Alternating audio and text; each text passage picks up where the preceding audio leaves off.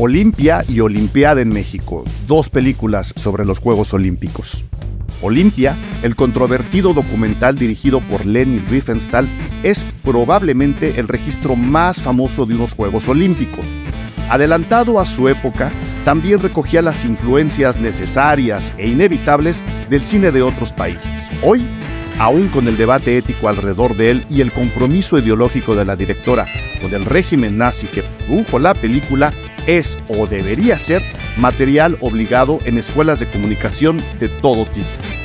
Por el otro lado, Olimpiada en México del director Alberto Isaac es también un documento invaluable que, a su manera, muestra e impulsa la modernidad del cine mexicano en una etapa no menos convulsa en la historia de este país.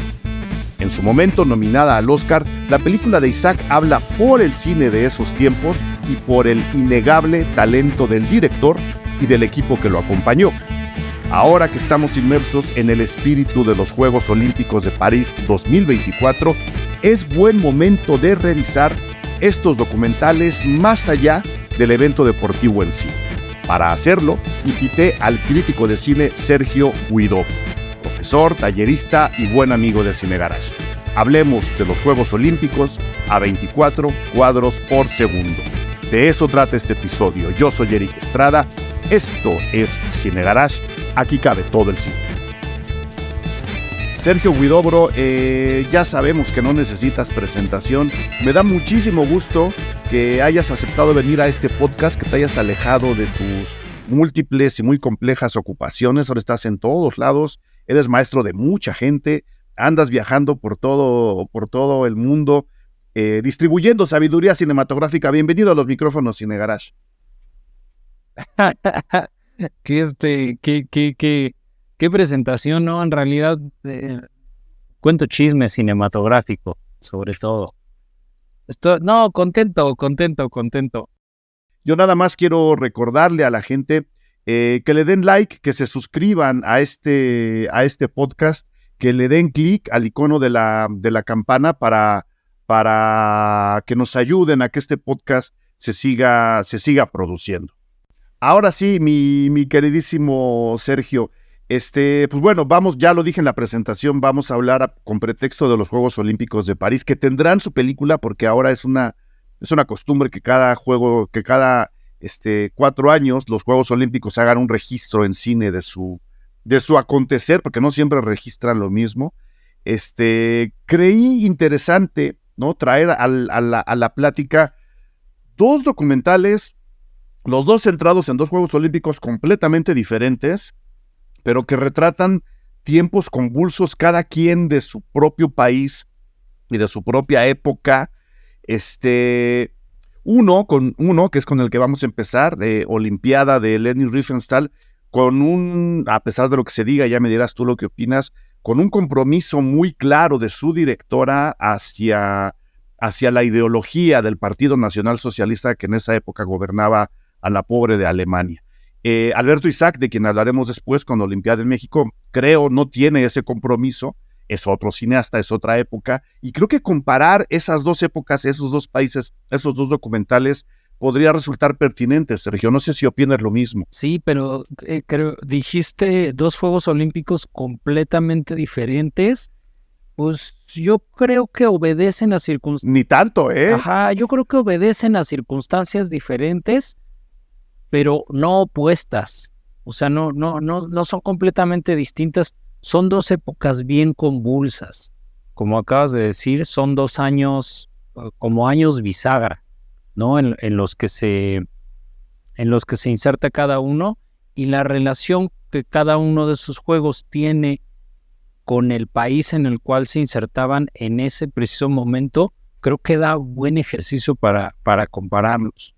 Bueno, pues empecemos a compararlos y empecemos hablando de Olimpia, un ejercicio, porque también se le puede ver como un ejercicio, o sea, es una película consumada, pero es una especie de preparación para lo que a la propia Leni Riefenstahl le iban a encargar después, ¿no? Que era ya un aparato de propaganda a favor del Partido Nacional Socialista, los nazis, muy marcado, muy claro, y creo que aquí, entre muchas otras cosas, más allá de que en su momento los dirigentes del Partido Nacional Socialista lo vieron como una promoción de una supuesta bonanza alemana en medio de su gobierno, pues les sirvió para darse cuenta de que efectivamente el cine sirve para comunicar este tipo de cosas, ¿no? Es un aparato de propaganda muy grande, y luego para ejercitar tecnológicamente, cinematográficamente, audiovisualmente, y en el caso de Leni Riefenstahl, los talentos de esta mujer, para acabar armando El triunfo de la voluntad, una monstruosidad de película en todos los sentidos, los buenos y los malos. Entonces, creo que si empezamos con Olimpia, sería un buen arranque para luego irnos con Olimpiada en México. ¿Qué opinión te merece Olimpia? Nada más voy a contextualizar, es el registro audiovisual que Goebbels, que se apropió de la producción de la película, porque en un momento el partido nazi no quería hacer la película. De hecho, no querían hacer ni los Juegos Olímpicos, porque evidentemente esa bonanza alemana no existía, no había dinero para hacer unos Juegos Olímpicos. Cuando Goebbels se da cuenta de lo que podrían contarle al mundo y a los propios alemanes a través de una película que registrara los Juegos Olímpicos, en donde en teoría se iba a confirmar además esta teoría absurda de la supremacía racial del pueblo alemán, juntan, ¿no?, los centavos y acaban diciendo, venga, vamos a hacer la película. Goebbels le dice a Hitler, oye, pues esto como ejercicio de propaganda me pertenece a mí, a mi departamento, no le pertenece a nadie más. Y él le dice a Leni Riefenstahl, a la que ya habían convencido, no sin mucho, o sea, muy fácilmente de decir yo, para trabajar para ello, le dicen, a ver, tú registra los Juegos Olímpicos, vamos a hacer una película de esto, que la entregó luego 2 años después. En ese contexto, y ahorita entraremos a detalles del propio documental, que es curioso, yo creo que se tiene que ver, ¿qué opinión te merece Olimpia, Sergio? A mí Olimpia me gusta mucho. Siento que es una de las grandes películas de los años 30 y películas así a secas, sin el adjetivo apellido de documental. Para algunas personas esa particularidad resulta hasta peyorativa. Yo sigo sin entender por qué, pero diciendo cine así en general, creo que fue una de las películas más innovadoras en términos del lenguaje, o sea, de lo que está en la pantalla, pero también en términos de producción y de la concepción y de cómo está producida y ensamblada y armada, ¿no? Hay un montón de innovaciones ahí atrás en los fierros de la cámara, pues, de la producción misma del rodaje de la película, que a lo mejor no son tan evidentes cuando se ve la película hoy en día, porque la mayoría de esas cosas son cosas que estamos muy acostumbrados o acostumbradas ya a ver, ¿no?, hoy en día.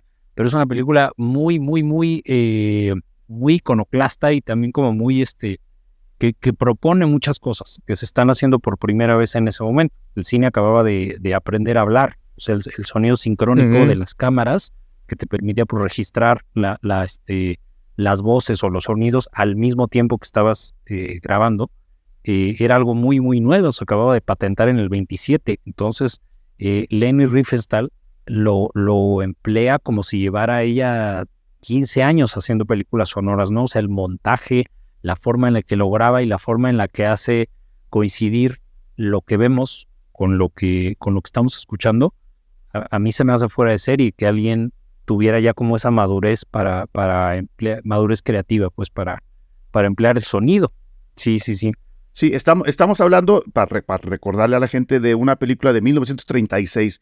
Son los Juegos Olímpicos en Berlín en 1936, eran los Juegos Olímpicos número 11, poquito antes de que al señor Hitler se le ocurriera empezar a invadir todos los países por los que el documental empieza. Pasando por ahí. Y ahorita lo quiero platicar, ¿no? Con un desfile de atletas clásicos muy griegos. Empezamos en el Partenón, ¿no? Empezamos viendo las ruinas griegas. Curiosamente, Grecia existe en ruinas, sí, ¿no?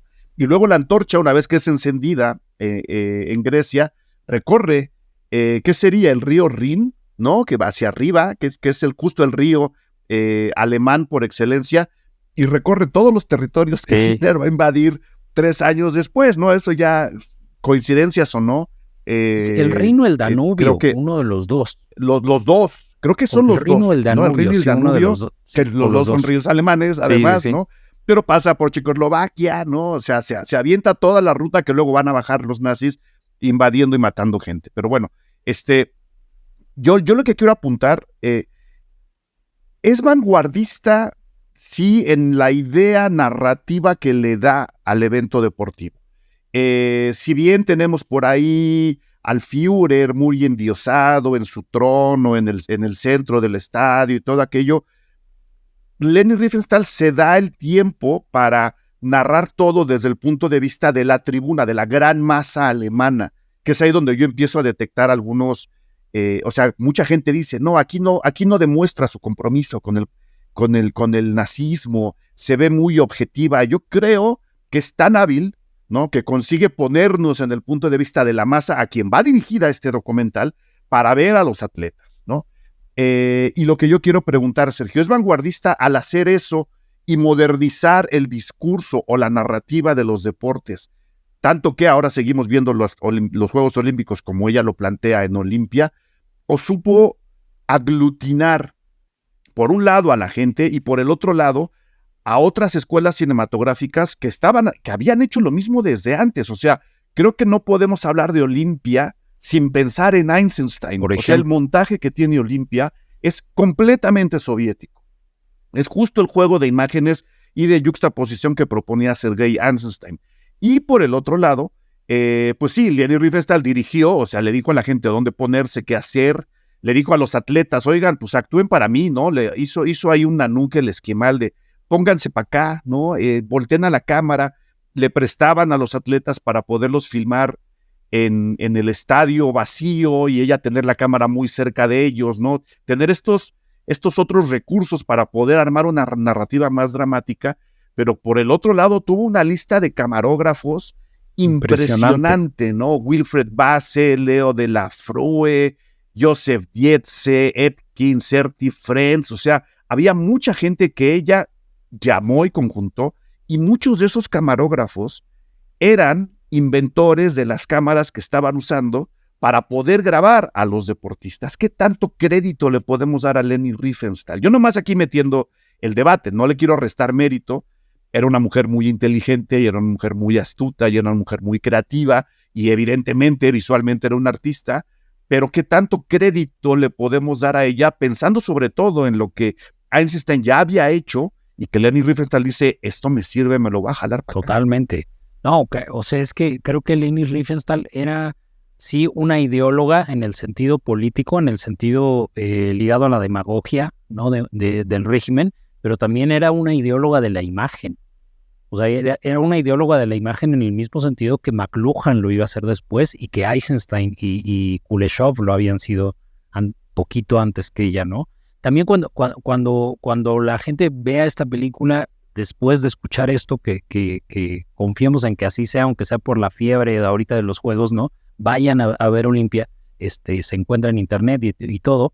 Era la primera vez en la historia de la humanidad que se hacía algo semejante con un evento de esta envergadura. O sea, era la primera vez que un evento de esta naturaleza tenía enfrente cámaras de cine para poder registrar el movimiento, para poder registrar las emociones, los rostros, todo. Hay que ver la película en conciencia de que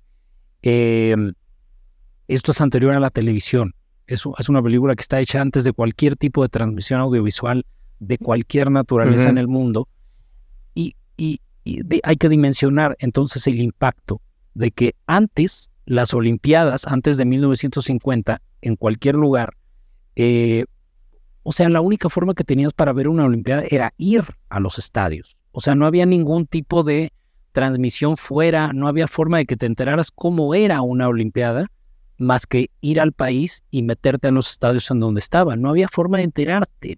Era como en la Edad Media que la gente vivía toda su vida y nunca veía al rey de cerca, ¿no? Porque no había con fotos ni nada. Entonces, pensar en esta posibilidad de que de utilizar el cine para que la dimensión así magna de este evento pudiera ser registrada, editada, sonorizada, ideologizada, y que ese registro lo pudieran ver después en Nueva York, en Zimbabue o en Japón o en donde quieras, ¿no? Es una vuelta de tuerca mental fundamental para la historia de los medios, ¿no? Y sí, lo que decías, esta presentación, estos primeros minutos de la película y también cómo está narrado, o sea, la forma de convertir en una narrativa con un inicio, un planteamiento, un desarrollo, clímax, finales, viene de la tragedia griega, ¿no? O sea, como retoma la raíz grecolatina de las Olimpiadas para ponerlo en los Juegos Olímpicos modernos y entonces lo cuenta en una dimensión mitológica que o sea, te eriza la piel, ¿no? O sea, te pones chinito justamente porque lo que estamos viendo ahí en pantalla y que seguramente la gente que la vio en 1938 o poquito después, lo que estaba viendo ahí era el retrato de semidioses. O sea, no estaba viendo a un lanzador de jabalina, no estaba viendo a un atleta japonés saltando la prueba de los 3 metros ni nada. No, lo que estaba viendo ahí era una narrativa épica de gente como bajada del Olimpo, precisamente por el título, ¿no? Y que estaba llevando adelante unas tareas sobrehumanas. O sea, es una narración épica que sí te entra en la piel, ¿no? Lo terrible es que hizo lo mismo en El Triunfo de la Voluntad, ¿no? Pero... Sí, no, te digo, yo por eso digo, esto fue un ensayo, ¿no? Sabía quien le encargó la película hacia dónde iba el asunto. Nada más para ejemplificar lo que tú estás diciendo, hay un trozo que además ha sido muy comentario, esta no es observación mía, se ha observado en muchos lados, pero es muy evidente y además es el trozo más famoso de todo el documental. Seguramente lo van a encontrar fácilmente, aunque yo diría lo mismo que Sergio, dense el tiempo para ver el documental completo. O la no ficción, porque ya también desde Olimpia podemos empezar a ver qué tan documental es un documental, ¿no? Yo lo que decía hay partes actuadas, empezando por el propio Hitler, ¿no? Pero hay partes actuadas en este documental. La parte más famosa es justo la carrera de los 100 metros que gana Jesse Owens. Un artista, bueno, sí, un artista del deporte. Un artista de sus piernas. Un artista de la velocidad. Toma eso, Faitelson. Exacto. Que era muy famoso en la época. Jesse Owens ya era famoso cuando llega a los Juegos Olímpicos. Por un lado. Por el otro, la señora Riefenstahl tuvo 2 años para editar, bueno, no tuvo, se tomó 2 años para editar Olimpia, ¿no? O sea, Hitler ya estaba así de, oye, ¿para qué grabamos todo esto si no lo vamos a usar? ¿Por qué? Porque ella estaba construyendo esta narrativa que Sergio nos está describiendo. El berrinche de Hitler, ya quiero invadir Austria. Ya quiero mi película, ya quiero invadir Checoslovaquia, apúrate. Tomándose ese tiempo para armar esa narrativa, Leni Riefenstahl, sabiendo que Jesse Owens ya ganó los 100 metros, porque esto no se edita en el momento, no era una repetición instantánea, desde que están los clasificatorios de los 100 metros, la señora Riefenstahl rescata todo el material de Jesse Owens y empieza a centrar nuestra mirada en él, ¿no? Para ver cómo corre en la eliminatoria, para ver contra quién va a correr, ¿no? Ver a los otros competidores, ver más o menos qué tan rápido corren los otros, hasta que nos lleva a la final, en donde evidentemente ella ya lo sabía, es un juego de montaje y es un gran talento. Gana Jesse Owens, es decir, está narrando ahí la construcción del héroe. Ese héroe se llama Jesse Owens. Ya que no les haya gustado que fuera americano y negro es otra cosa, ¿no? Pero ese es el tipo de narrativas. No estamos adentro con los atletas. Se hizo todo lo posible para tener las cámaras. Primero, que no interfiriera con el deporte en sí, ni con el lanzamiento de jabalina ni de bala. Segundo, que le diera una perspectiva interesante a los deportistas, como dices tú, estos semidioses. Mucho de lo que buscó Leni Riefenstahl era pues, que no se viera el estadio. En primera, porque había tomas que hizo con el estadio vacío, y en segunda, porque a ella le interesaba conectar, y ahí nos podemos referir incluso al final del documental, le interesaba conectar a los atletas con el cielo. Entonces, mucho del contrapicado del registro de los atletas es para que el fondo no sea el estadio y la gente y la antorcha, sino sean las nubes y el cielo. Otro elemento importante en El Triunfo de la Voluntad. Sí. Yo nomás digo que la señora no era tan inocente como la quieren pintar ahora. Es eso, ¿no? Esa es la narrativa a la que te estás refiriendo, ¿no, Sergio? Oye, pero ¿quién puede pintar a Leni Riefenstahl como inocente? Están surgiendo voces, que no te extrañe, están surgiendo voces, y a mí me provoca una enorme tristeza. Ya nada me extraña. No quiero sí. echarle tierra a Riefenstahl, pero yo no creo jamás, ni creeré jamás que haya sido una blanca paloma. O sea, ella estaba convencida de lo que estaba haciendo, creo yo. Que eso le quite mérito a su labor, a un trabajo artístico en particular como el de Olimpia es otra cosa. Exacto. ¿No? Pero si sabemos quién era haciendo lo que hizo, creo que podemos entrarle a la película sabroso, Sí, ¿no? no, Blanca Paloma no. Bueno, Blanca sí, pero Paloma no. Blanca sí, Paloma Blanca no. sí, muy blanca. Pero Paloma no. No, Paloma no. es que esto que decías, o sea, la dimensión de una producción así que requiere tiro de cámara, que requiere iluminar, pero además estás trabajando con luz natural y en donde estás trabajando con eventos, con sucesos, con velocidades de los objetos, de los corredores, de quien sea, que no puedes calcular, al menos en los segmentos en los que evidentemente es en vivo lo que estamos viendo, como lo de Jesse Owens, ¿no? Jesse Owens acaba de romper un récord mundial y aparte acaba de hacer un statement, ¿no? Un planteamiento durísimo para el mundo que estaba a unos años de entrar en la Segunda Guerra Mundial. Es un momento que define el siglo XX, ¿no? De muchas formas, así de exagerado como suene, no, es un momento que define el siglo XX. Jesse Owens hace eso. Si tienes el tiro de cámara, tienes la profundidad de campo de tu lente, tienes la luz y todo. ¿Cómo le dices? Ay, ¿puedes repetir? Es que te saliste tantito de cuadro. Sí, te saliste de foco en la meta. Sí, no puedes volver a brincar, puedes volver a correr, ¿no? Entonces, el reto técnico de que además estamos hablando de una filmación en la cual las cámaras registran, pero no puedes ver al momento lo que estás filmando. No hay este monitor. Tienes que revelar, tienes que procesar. Exactamente, tienes que positivar los negativos, después tienes que ver los rushes en estudio, que son, digamos, la primera versión en crudo del material.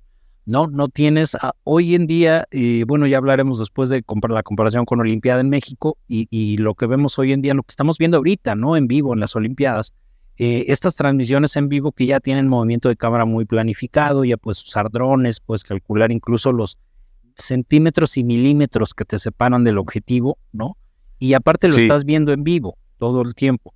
Bueno, hacer algo de esta dimensión con esa precisión técnica y además darle todo este sentido narrativo, filmando y después sin saber realmente qué es lo que filmaste, ¿no? Hasta que después cuando lo repitas, pues ni modo que vas a regresar y vas a decir otra vez la competencia de tiro con arco porque salió subexpuesta a la luz, ¿no? No, entonces el mérito técnico que tiene es tremendo y además está la dimensión ideológica que dices, ¿no? Claro, yo por eso quería hacer voltear a la gente hubo un equipo gigantesco, igual que con Alberto Isaac, ¿no? Detrás de ella, a veces dándole cosas que probablemente ya no estaba esperando tener, ¿no? Yo creo que de repente se encontró con material ahí que dijo, wow, ¿no? ¿Quién filmó esto? Yo dije hace rato, y no quiero dejar de pasar el dato, porque, de nuevo, creo que hay que también, ¿no? Ver el tipo de influencias que tenía Riefenstahl para lograr lo que logra en Olimpia. Se ha hablado muchísimo de la introducción, ¿no? De este paseo, que además son miniaturas, son maquetas, que no dudo que el arquitecto el señor Speer, le haya hecho, porque pues, era un muy buen arquitecto y hace muy buenas maquetas, ¿no? O sea... Sí, Albert Speer sí participó. Speer participó porque además este rollo de, en particular, la clausura, el cierre de la película, con las luces buscadoras apuntando hacia arriba, construyendo las famosas catedrales de luz, como las llamaba Speer, que luego se repiten en El Triunfo de la Voluntad, pues es invención de él. O sea, esas luces que vemos al final, que se ve muy bonito, se ve impresionante, que son para buscar aviones que vienen a bombardear, es idea de Speer. Él consigue que Goering, el jefe de la Luftwaffe, le preste esos seguidores, no sin que el señor Goering haga su coraje para montarlos ahí. ¿Qué le están diciendo al mundo? Mira, qué bonito se ve mi estadio. No, le están diciendo, mira cuántos buscadores tengo. El día que te atrevas a volar sobre Berlín, te vamos a ver.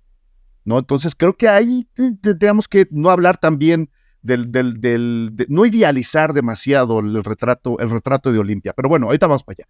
Lo que yo iba a decir, esta otra influencia que se ha querido hablar, ¿no? Es que sí está muy metida en el físico de los atletas, como decías tú, los semidioses, los retrata a todos, ¿no? Los pone en un desnudo, qué apertura de mente, ¿no? Están hombres y mujeres desnudos en la introducción de la película, mostrando el cuerpo atlético. De hecho, la Riefenstahl aparece por ahí, ella misma desnuda, ¿no? Para que de megalomanías vamos a hablar en el partido nazi, no, había todos y todas. Pero bueno, esta influencia del desnudo que, de nuevo, ahora se quiere blanquear como una apertura de mente de la época del nacionalsocialismo en Alemania, en realidad es una herencia de la República de Weimar, que el nacionalsocialismo termina derrocando y destruyendo.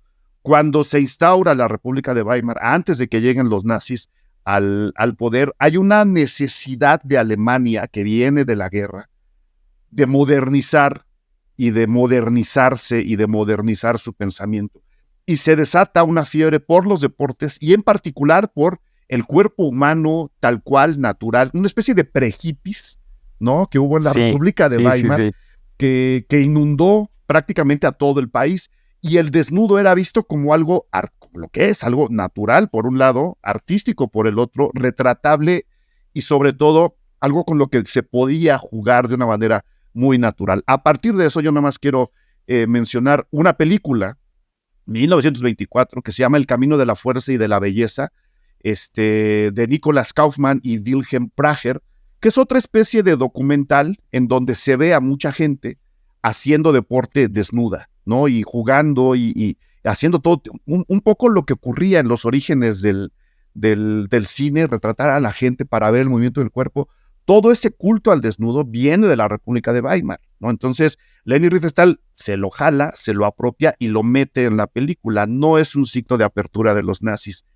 Por favor, no insistan. Nomás quería dejar ahí el dato, porque creo que la película no la encontré, pero qué bueno que lo dijiste hace rato. Todas las películas que se mencionen aquí, ustedes ya lo saben, en el post dentro del perfil Patreon de Cine Garage, ahí les pongo donde pueden verlas. Entonces, voy a acabar de buscar El Camino de la Fuerza y de la Belleza para que la puedan ver, ¿no? Entonces, por ahí. Algo más sobre Olimpia, Sergio. Que, o sea, la relación que tiene con el triunfo de la voluntad es ¿cómo se puede decir?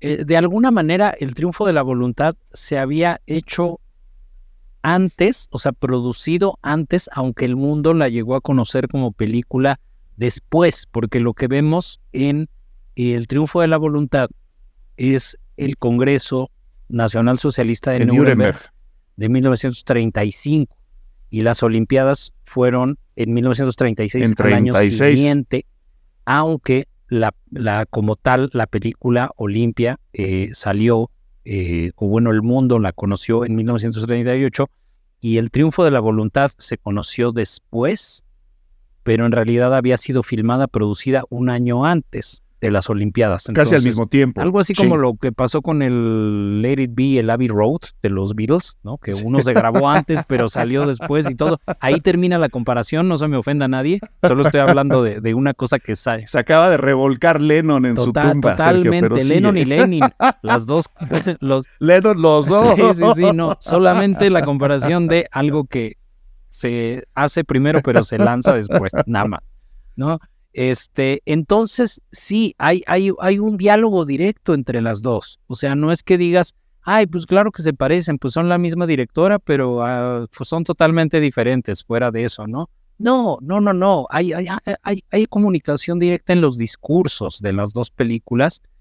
Si le ponen atención, Olimpia, me imagino la verán subtitulada, la película está enunciada en nosotros, Olimpia, ¿no? Por ejemplo, cuando aparece un atleta alemán, la voz de la película se refiere a él como nuestro tal, ¿no? O sea, es una película que está hablando desde un centro identitario muy evidente, muy fuerte, ¿no? No es una película como que está dialogando con el mundo y se está abriendo a la nación alemana ante los demás, que es una impresión que podría dar, ¿no? Si la ves de lejecitos. Pero no, la película está hablando en un nosotros muy específico, que es el nosotros de la Alemania nacionalsocialista.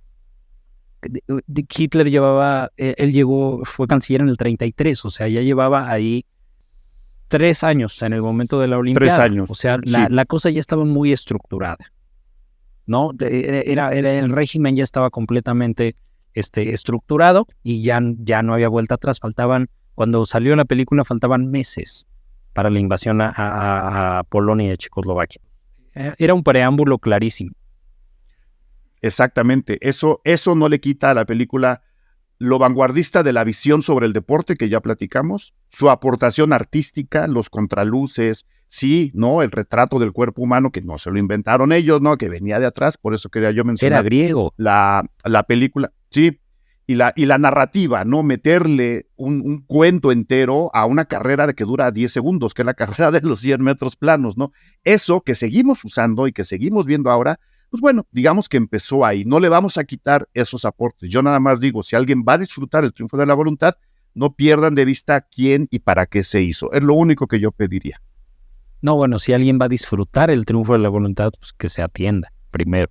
Pero... No, perdón, dije el triunfo de la voluntad, no, me refería yo a Olimpia. Ok. Me refería yo a Olimpia, sí. No, fue un lapsus, me refería yo a Olimpia. Si alguien va a disfrutar Olimpia, que no se le olvide quién y para qué se hizo la película, nada más. Ya si alguien va a disfrutar el triunfo de la voluntad, pues que lo detengan, yo diría. Sí, que lo amarren, que lo amarren.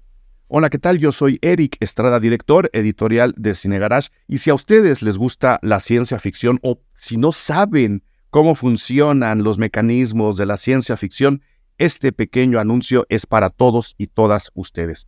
En Cine Garage estamos a punto de iniciar un curso en línea dedicado precisamente a ese género cinematográfico, pero centrándonos exclusivamente en el siglo XXI, cine de ciencia ficción del siglo XXI. ¿Cuáles son las diferencias con el siglo XX? ¿Cuáles son las películas emblemáticas? ¿De qué nos hablan? ¿Qué nos anuncian? ¿Qué nos dicen? Se los dije. ¿Cómo funciona la ciencia ficción en el cine de todo el mundo en estos años? Eso vamos a explorar en este curso en línea que inicia el 14 de agosto, miércoles, 19:30 horas. Nos vamos a reunir a partir de ese día, del 14 de agosto, durante 5 miércoles para explorar estos temas y para debatir entre toda la gente que esté inscrita ahí. Gabriela Damián Mirabete, la gran escritora que conoce a profundidad este género y otros como el horror, el terror, la fantasía oscura, nos va a ayudar también a impartir este curso. Las sesiones se quedan grabadas por si quieren repetirlas o se perdieron algo o simplemente quieren estar todavía más adentro del curso, pueden revisarlas si están inscritos las veces que ustedes quieran. Lo mejor, vamos a sortear una barra de sonido Sonos entre toda la gente inscrita a este curso. ¿Para qué? Pues para que vean y escuchen sobre todo cine en su casa con la mejor calidad, la de las barras de sonido Sonos. ¿Quieren más informes? ¿Quieren inscribirse? Escriban a joaquin@cinegarage.com y aquí nos vemos. Curso en línea, cine de ciencia ficción del siglo XXI. Nos la vamos a pasar ahora sí que de película. Ernesto Huerta, Jorge Loria, Víctor Leisegui, Kevin, Josefa, Alberto Barba Puebla, Mayra Espinosa Castro, Ariel R., Rodrigo, Solé, Diego y Manol ya son parte de los Patreons Cine Garage en www.patreon.com/Cine Garage. ¿Qué quiere decir esto? Que ellos están suscritos a nuestro perfil y disfrutan de una gran cantidad de contenido exclusivo para ellos, para ellas y para toda la gente que ya nos acompaña. Ahí están las críticas a los estrenos, a las series, las entrevistas, la cobertura de festivales que ustedes pueden disfrutar con una suscripción mensual. ¿Qué hacemos nosotros con esa suscripción? Pues mantenemos vivo justo el podcast Cine Garage que ustedes están escuchando. Gracias a su aportación, gracias a su ayuda y a su soporte, es que este podcast sigue vivo y se sigue escuchando ya en más de 40 países alrededor del mundo. Suscríbanse, vengan a disfrutar de este contenido exclusivo, de muchas recompensas que tenemos mes con mes para todos y todas ustedes, y precisamente vengan a debatir aquí adentro de nuestro perfil Patreon sobre lo que más nos gusta, que es el cine. Suscríbanse www.patreon.com/Cine Garage. Luego tenemos, mi queridísimo Sergio, Olimpiada en México de Don Alberto Isaac. Una película, pues bueno, que se inserta un documental que también tiene sus trucos, ¿no? Creo que también tuvieron ahí recreaciones para la película, pero que aparece justo en el momento, y eso a mí me parece muy emocionante en muchos sentidos. Ya luego hablaremos de la contraparte con El Grito, que nada más quiero mencionar rápidamente.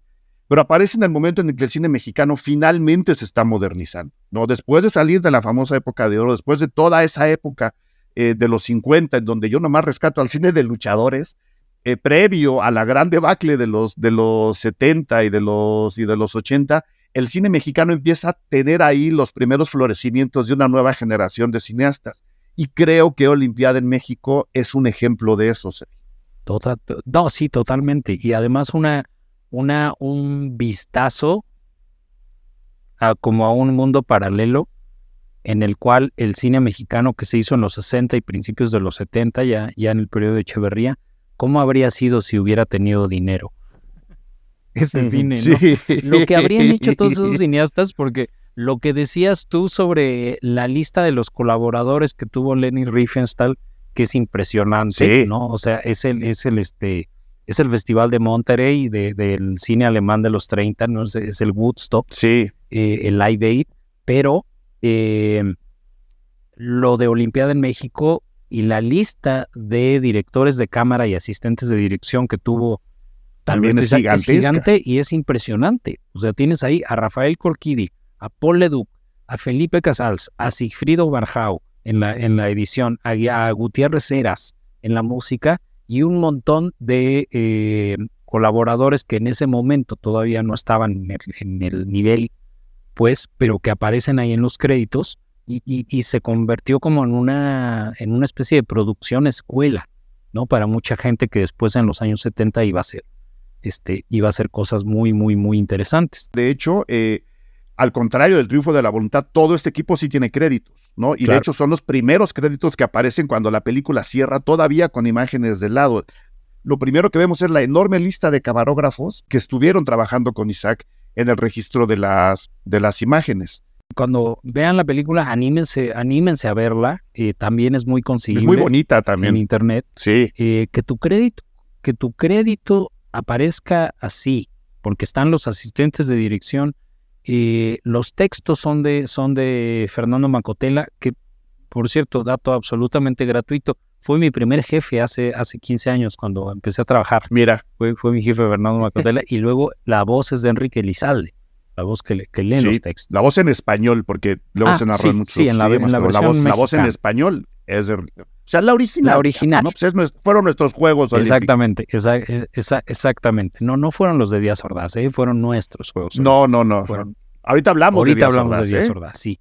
Y la forma en la que están presentados esos créditos con el plano general de Enriqueta Basilio, mientras va subiendo la escalera, que es un plano impresionante, además, como lo va siguiendo en una diagonal perfecta hasta que llega a encender el pebetero. Enriqueta Basilio era la primera mujer en la historia de los Juegos Olímpicos que era la persona encargada de encender el pebetero, ¿no? La primera mujer no mexicana, sino en el mundo que hacía eso, ¿no? Y la forma en la que está capturada ese plano hacia arriba, la forma en la que ralentiza el tiempo y la forma en la que va integrando los sonidos poco a poco, no quisiera que me malentiendan lo que voy a decir aquí, pero tiene mucho de Leni Riefenstahl.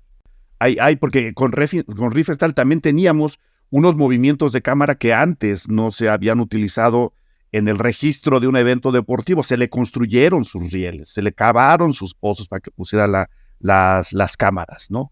Y justo esos aprendizajes, la utilización de los telefotos, a mí se me pasó decir eso en Olimpia. Las cámaras estaban lejísimos y estaban trabajando con telefotos que nadie había experimentado antes. Como dices, no sabían qué estaba ocurriendo.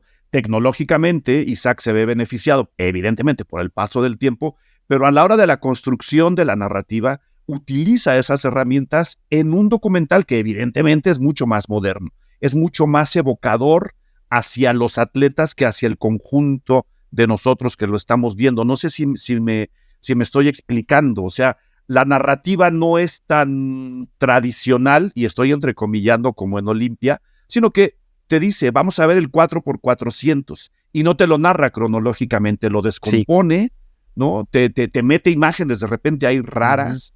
Sí, es una cosa como de Dziga Vertov.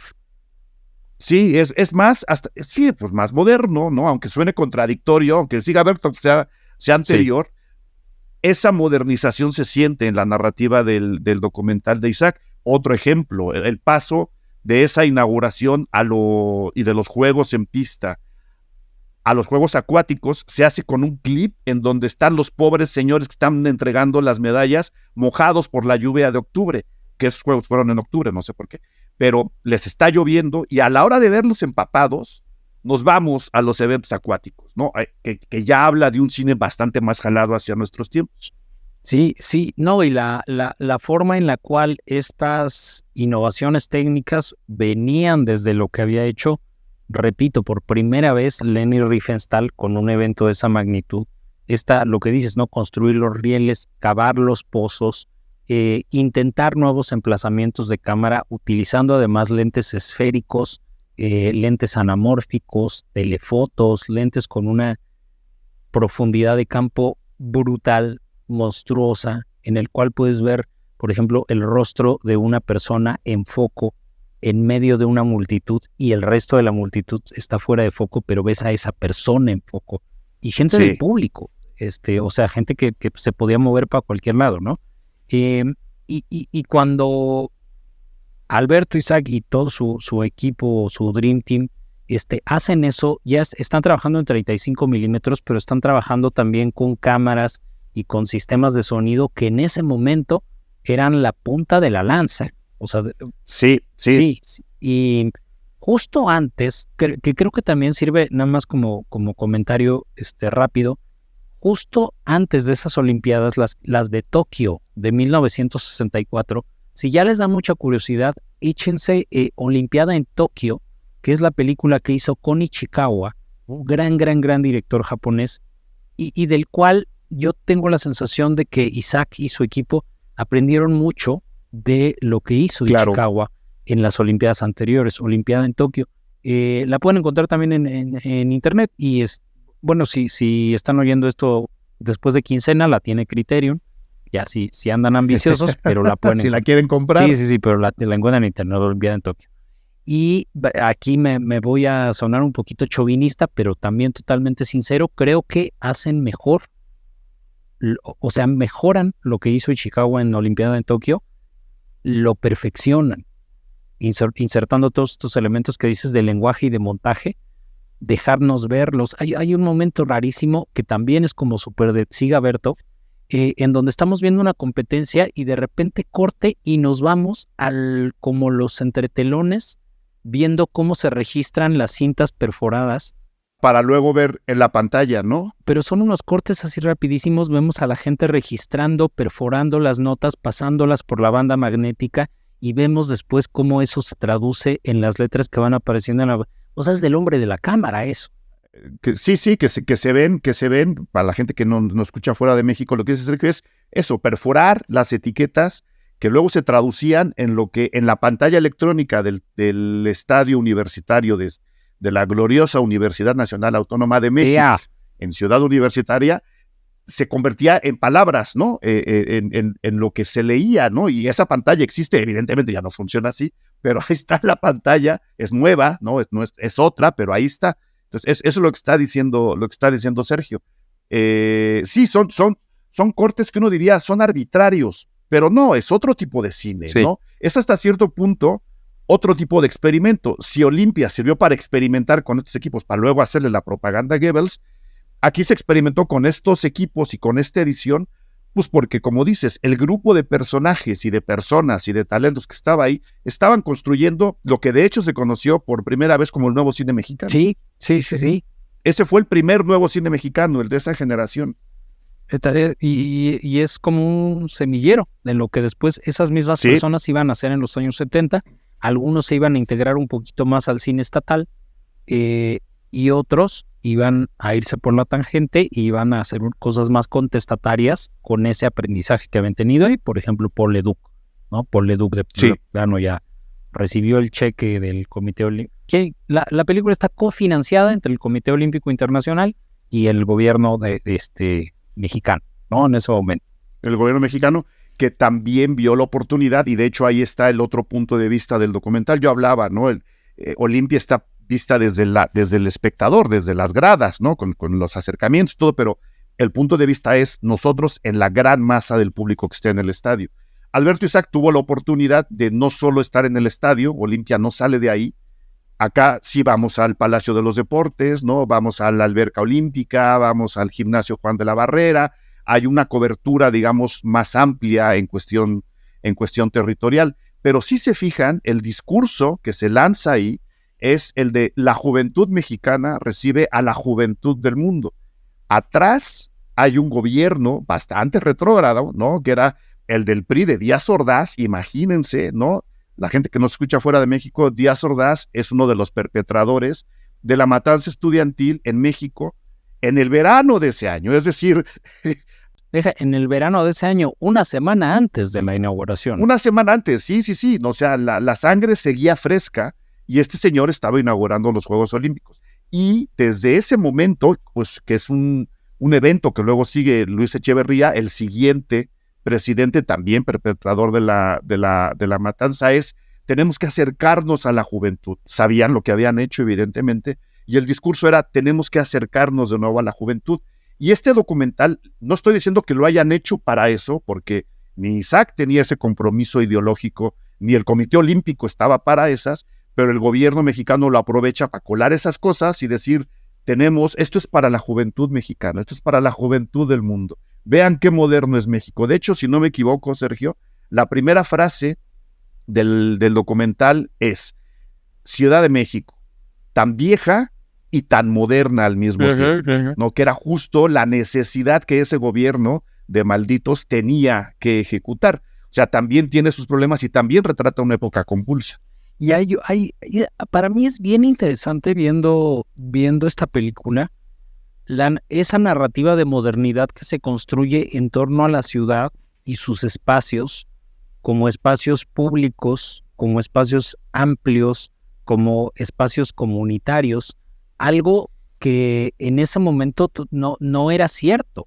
Es algo que no era cierto. La narrativa que se presenta de la ciudad a través de los planos abiertos, de los contrapicados, de cómo va volando la cámara hacia arriba y que vemos el primero que vemos es la pista de canotaje de Cuemanco, que se acaba de inaugurar en ese momento. Digo, me la pongo en el pecho porque soy vecino, estoy aquí al lado. ¿Estás ahí? Sí, y en ese momento era nueva. La pista de bicicletas, de ciclismo, frente al Palacio de los Deportes, lo que ahora es el Foro Sol, TNP o como chingo se llame, y todos esos espacios, Reforma, el Zócalo, la llegada al estadio universitario. No tú ves esa ciudad, ves la forma en la que está planteada su narrativa y su estética. La Villa Olímpica que se había construido también y digamos el arte urbano, las esculturas monumentales que se situaron a lo largo de la Villa Olímpica, y dices, yo quiero vivir en esa ciudad, ¿no? Cuando ves la película.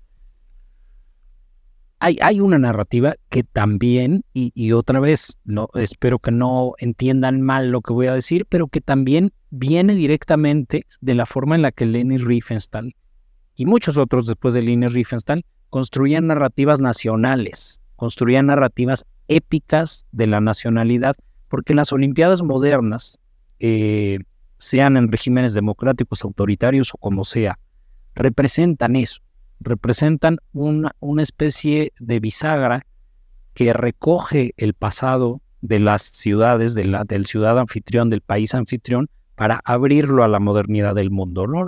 Los Juegos Olímpicos como discurso siempre han servido así y han servido para validar dictaduras, eso es cierto.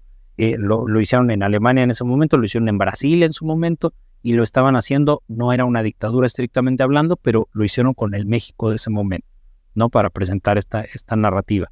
Entonces, creo que creo que vale la pena verlas, estas y otras, más allá de su dimensión deportiva, porque mucha gente puede decir, es que a mí no me gustan los deportes, ¿no? Como que me voy a aburrir bien.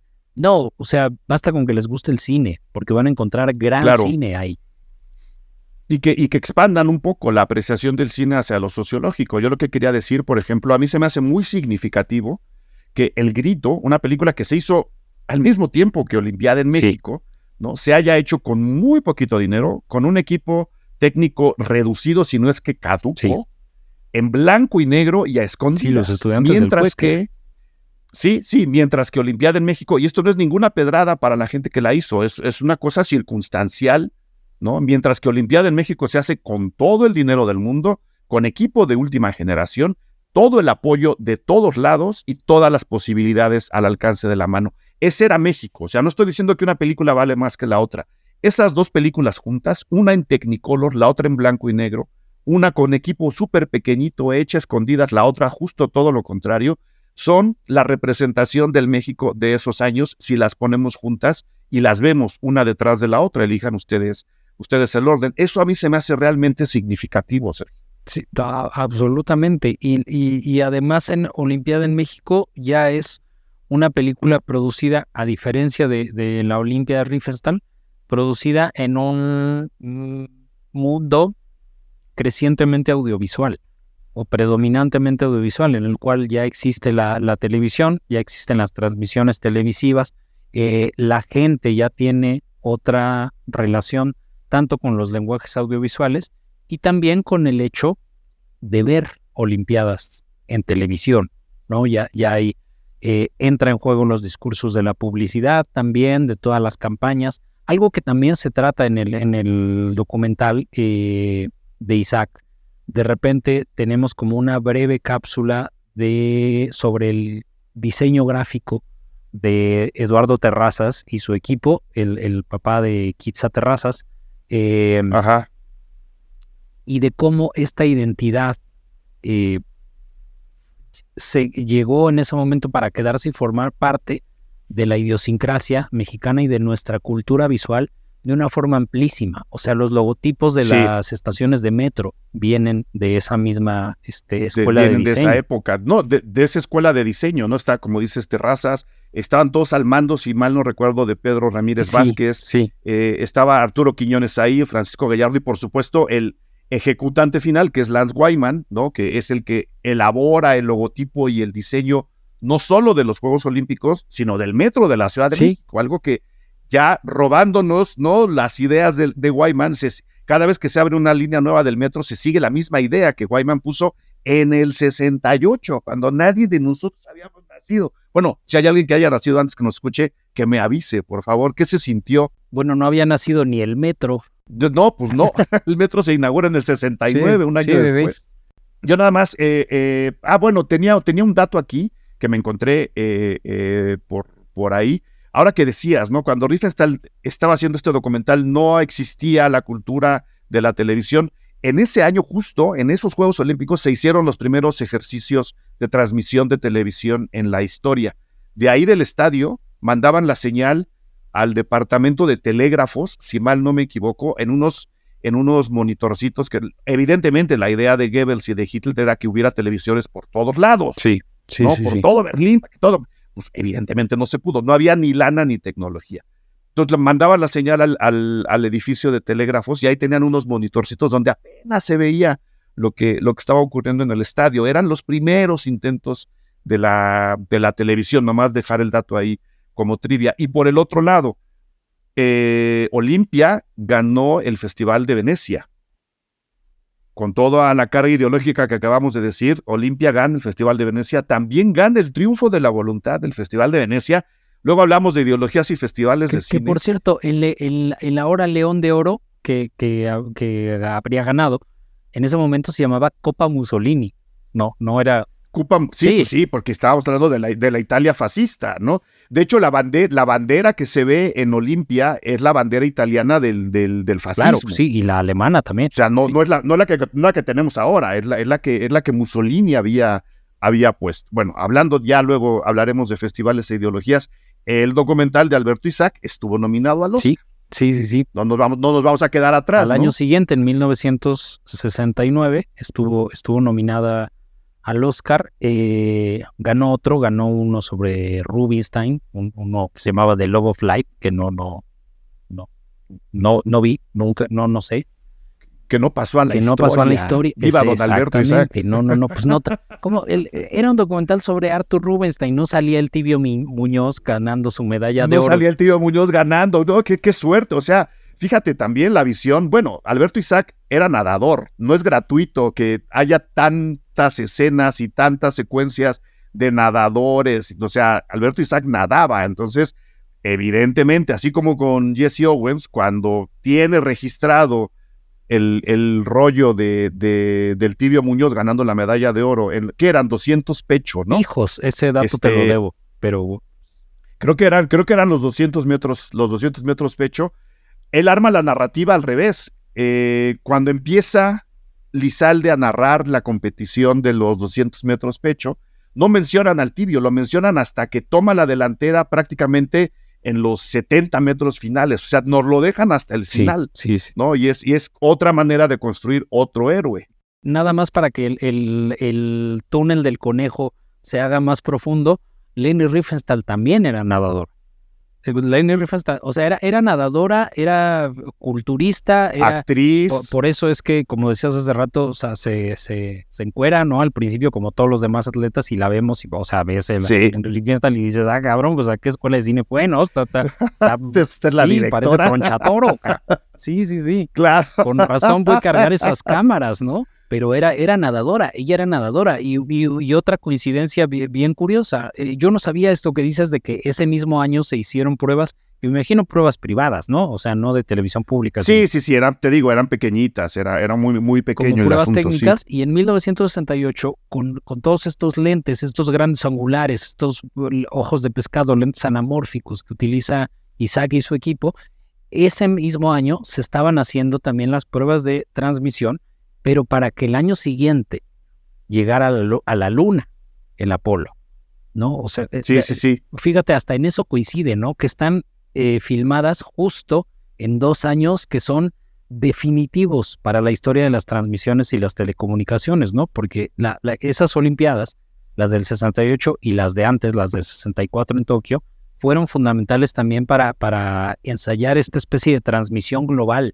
¿no? Que iban a poner ya los cimientos para que 6 meses después,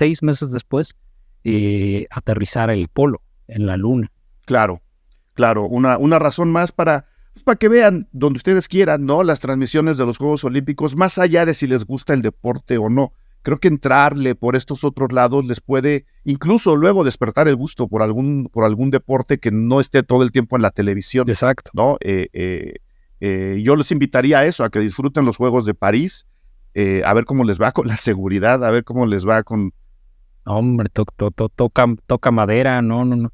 Sí. Espero que todo vaya bien, espero que no haya tiburones en el Sena. ¿Ya viste la película del tiburón en el Sena? Espero que eso sea lo único que pase, yo también, sí. ¡Qué mala leche! Pero bueno, ahí la dejo como recomendación. Sergio, ¿dónde te encuentra la gente? ¿Dónde te leen ahora que estás por todos lados? Esto es, bueno, mi cuenta de X, Twitter o de esa cosa de Muskland, @ Sergio Huidobro, con H, el Huidobro, y estoy en La Tempestad, en la revista La Tempestad, cada 15 días se ponen en línea los artículos y en la jornada semanal de vez en cuando. Y por ahí vamos, en el Twitter voy poniendo los talleres que se van abriendo y así. Vamos a empezar uno con Altrafílmica en los estudios Churubusco a finales de agosto. Entonces, gracias por el espacio publicitario y ahí en Twitter les estaré poniendo las fechas y todo para ir a platicar. Perfecto. Pues vámonos a ver los Juegos Olímpicos, Sergio. Sí.